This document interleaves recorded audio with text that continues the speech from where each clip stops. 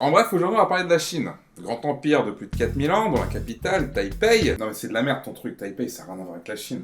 等先，你繼續講，繼續講。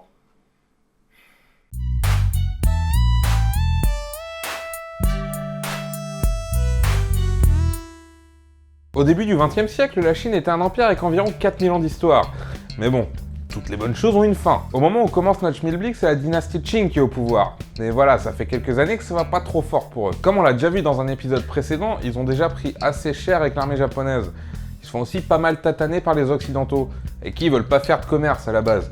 Et bon, comme on l'a déjà vu pour le Japon, avec des canons, on devient très vite convaincant. Et ils perdent aussi pas mal de territoires, comme Hong Kong, Taïwan ou une partie de la Corée. En face, de plus en plus de mouvements se mettent en place pour renverser le gouvernement impérial. Ce dernier essaye de minimiser les dégâts en tentant de mettre en place un genre de monarchie constitutionnelle. Mais c'est déjà trop tard, le peuple est déjà saoulé. Et c'est au milieu de tout ce sbeul qu'en 1912, l'empereur abdique. Et Sun Yat-sen est élu comme premier président de la République démocratique de Chine. Et en profite pour fonder le Kuomintang, ou Parti nationaliste en français. Pendant environ 30 ans, le nouveau gouvernement bosse dur pour essayer de moderniser la Chine, faire avancer le droit des femmes, renouveler les lois, essayer de se calquer un peu plus sur le modèle occidental quoi. Et en 1925, Sun Yat-sen meurt. Et le général Chiang Kai-shek prend sa succession à la tête du Parti nationaliste. Bon, le gars, c'est pas vraiment Joel rigolo, et beaucoup ne sont pas vraiment d'accord avec sa légitimité à accéder au pouvoir. Pendant ce temps, le gouvernement japonais, fraîchement putché par l'armée, commence à avoir des vues sur des bouts de terrain en Chine. Les soviétiques aussi, tiens. Faut dire qu'il y en a des ressources là-bas. Puis le RSS se pâme de répandre le communisme partout.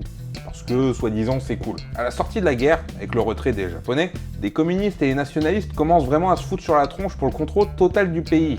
Le souci, c'est que, dans leur but d'étendre le communisme, les soviétiques filent pas mal de soutien au parti communiste chinois, qui après 4 ans de guerre civile finit par prendre le contrôle du pays, et force le Kuomintang à fuir sur l'île de Taïwan. Et là, c'est le bazar. Le Kuomintang s'installe à Taïwan, qui devient le centre de la République démocratique de Chine. Comment tu dis? 中華民國 Alors qu'en Chine continentale, le Parti communiste s'installe la République populaire de Chine. Et là? 中華人民共和國 Bon, du coup, maintenant, on a deux Chines. Bon, ce qui est marrant, c'est que les deux se réclament être la seule vraie Chine, et ignorent plus ou moins l'autre. Ou alors déclarent que c'est une province de chez eux. Pour les occidentaux, c'est facile. République populaire, communiste, méchant. Et du coup, on les ignore et on décide que le seul pays qu'on va appeler Chine, c'est la République démocratique de Chine. Sur l'île de Taïwan, par contre, c'est un peu moins fun. Chiang Kai-shek prend le pouvoir par la force et se nomme président à vie. Enfin, c'est plus ou moins un dictateur, quoi.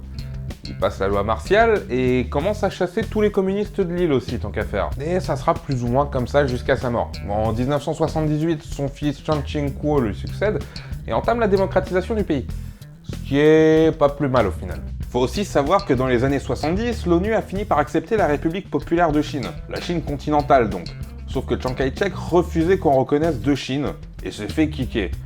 Aujourd'hui, 26 pays reconnaissent Taïwan comme un État indépendant et la France n'en fait pas partie. Pour les autres, ce n'est qu'une province chinoise, au même titre que Hong Kong ou Canton.